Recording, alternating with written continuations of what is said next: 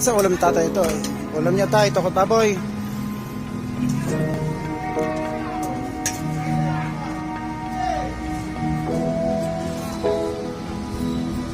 Ano po kayo dyan, maghapon? Maghapon po. Kain lang po kayo dyan. Ha? Sige po tay.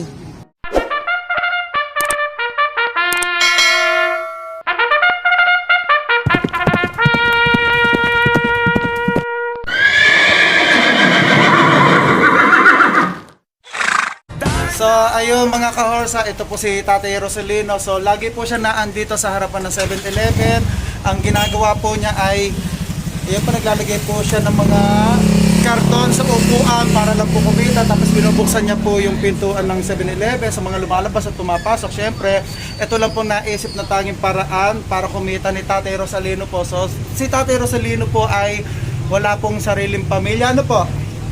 So ayun po, kung natatandaan niyo po, si Tatay Rosalino po yung pinakain ko po sa tapat. Siyempre, sa hirap ng buhay natin ngayon at ako, kahit ako, sarili ko, kahit hirap ako sa buhay, wag natin kalimutan tumulong sa kapwa natin. So ayun yung tinatawag nating humanity. So kung maaari po, hingi po ako ng tulong sa inyo na sana matulungan po natin si Tatay Rosalino kahit mga isang araw, isang linggong pagkain man lamang, para mamahinga muna siya sa ginagawa niya dito kasi sa init din ng panahon, baka mapahamak din si Tatay Rosalino po. Ayun po mga kahorsa, humingi po ako sa inyo ng tulong para po kay Tatay Rosalino. So, ano po masasabi niya, Tay?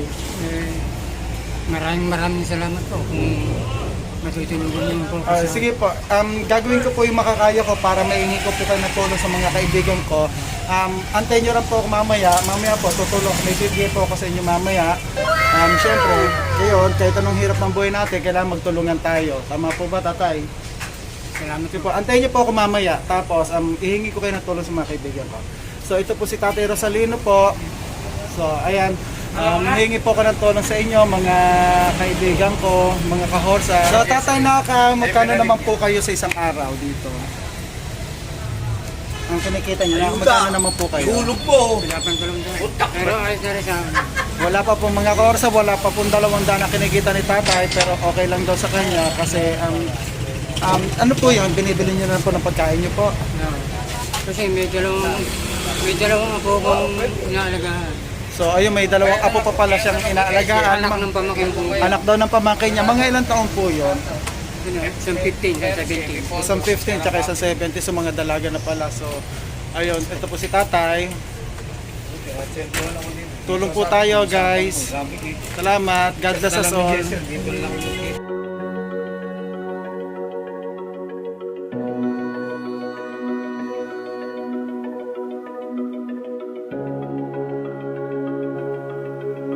A few moments later.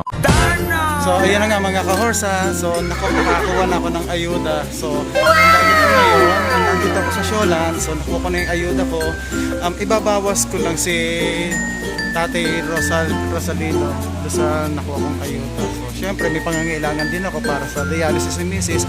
So doon sa nakuha kong ayuda, ibabawas ko lang si Tatay Rosalino para maibili ko ng mga pangangailangan niya dito.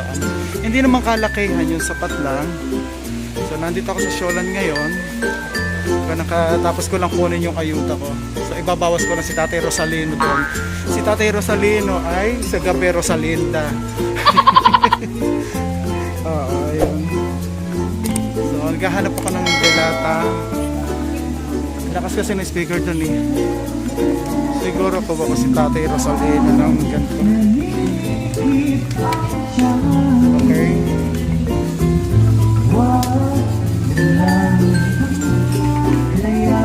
Sardinas, kuha ko ng sardinas si Tatay Rosalino.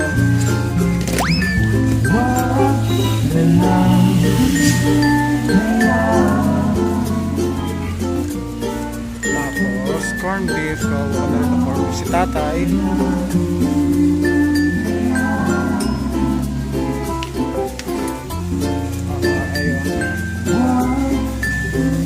Ano kayo corned beef?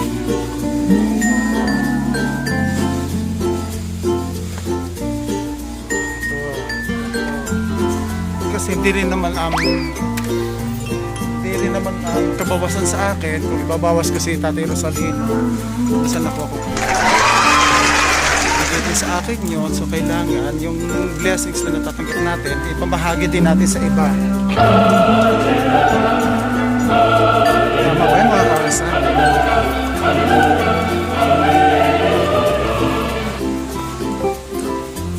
Kailangan. Siguro tinapay.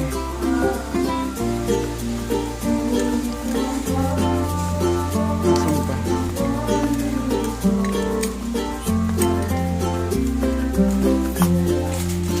Wala.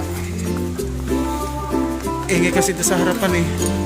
So siguro ibili ko si Tatay Rosalino ng ganito, Skyflakes.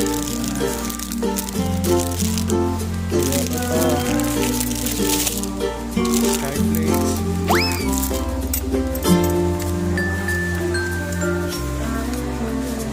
Kahit anong hirap ng buhay natin, so kailangan tumulong pa rin tayo. Huwag tayong makalimot tumulong sa kapwa-tao natin. Nagkakapi kaya yun?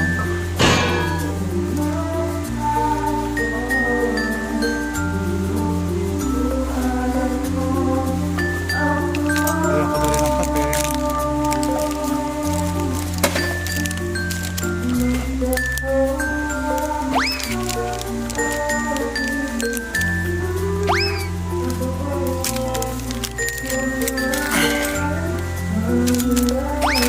Siyempre, pag may kapit gatas, may asukal. Hindi ba na sigandahan eh?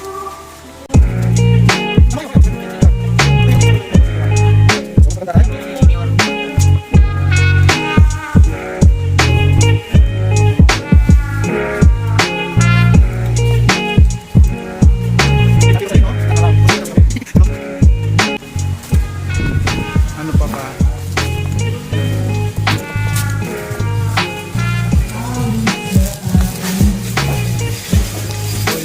Gardenia.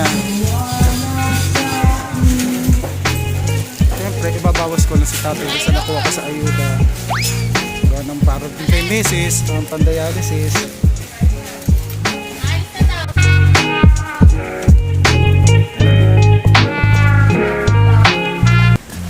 So, nananawagan ako sa mga kaibigan ko dyan.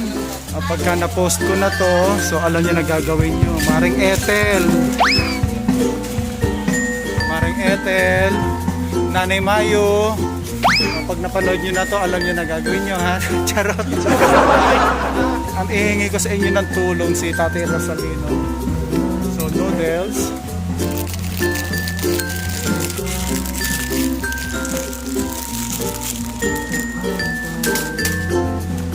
Ito pong ginagawa ko ay hindi po sa pagmamayabang po.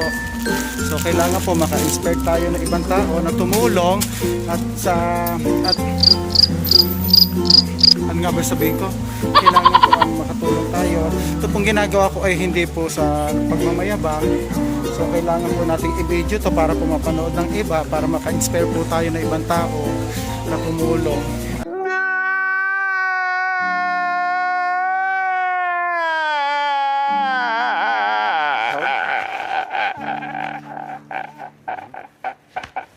Kaya po natin ginagawa to para po mapanood ibang tao, maka-inspire po tayo. So, ayun. Babayad na ako.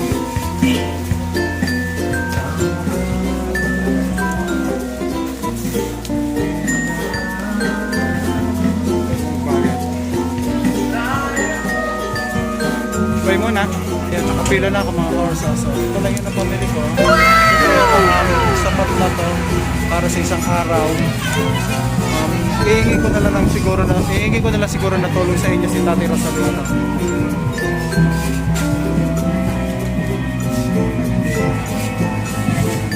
Okay na siguro to. Katas ng ayuda.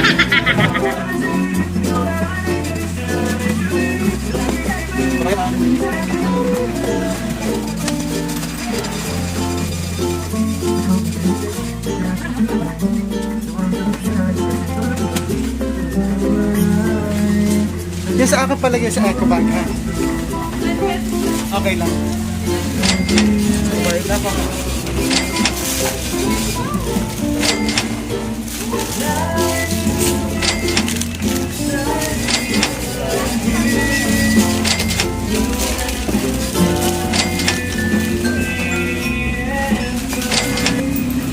Apat na Marlboro Red.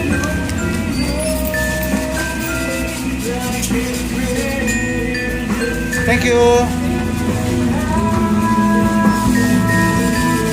So, yun lang nga.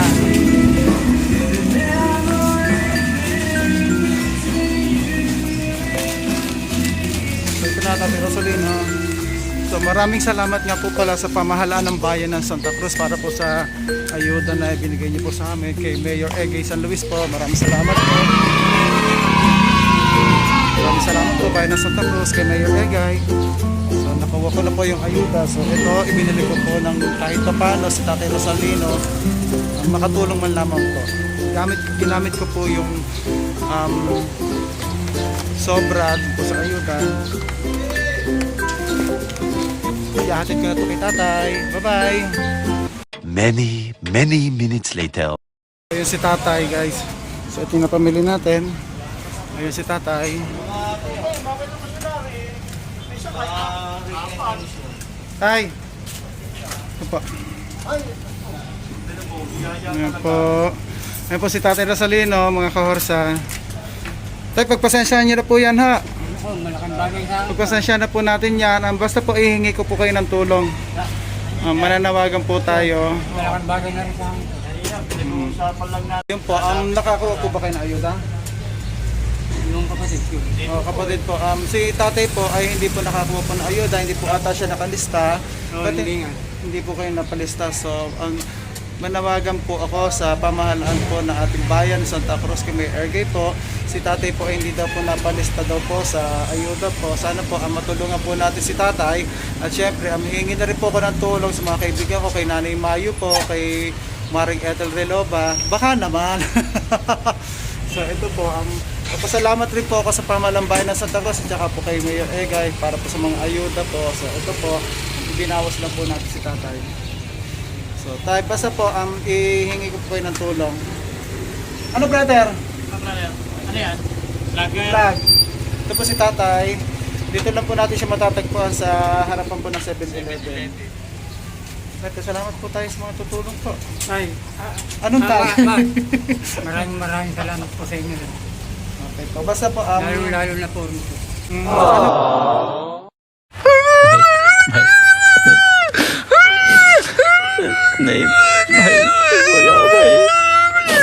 may karamdaman po ba kayo para mailapit po natin sa mga gamot po? Nabili ako ng talagang yung maintenance ko talaga sa ako. Sa hapo po, may hapo po kayo, may binibili po kayo maintenance na gamot. Sana po matulungan po natin si tatay. Dito po siya rumarakit-rakit lang po siya dito po bukas-bukas ng pinto pagtakit po ng upuan para hindi po mainit na yung upuan. So tayo, pagpasensya nyo na po yun, itulong ko po ha. Basta po. Sige po. Sige po tatay, salamat po. Salamat po. Basta ikaw po itulong. Bawi ka na po.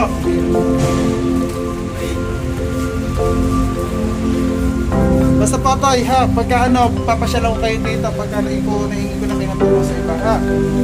Ayun po si tatay, tulungan po natin. Bye!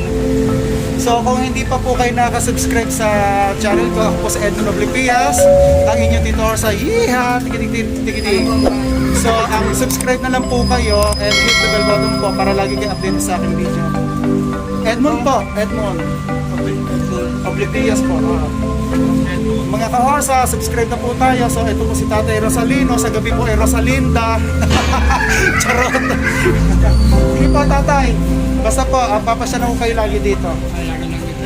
Sige po, bye-bye. God bless us all.